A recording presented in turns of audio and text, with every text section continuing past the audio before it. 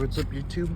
I'm gonna show you guys right now how to fix chip carbon with epoxy resin. I did it earlier. Well, this one's not too bad, but I still gotta refill a little bit more. Comes with the UV light, the resin bottle in there. But yeah, let me show you how to do it. Also, you will need a brush to spread it. This is it.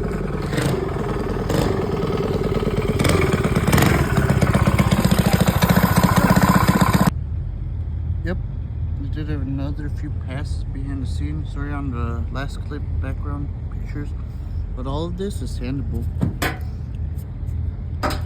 so don't worry.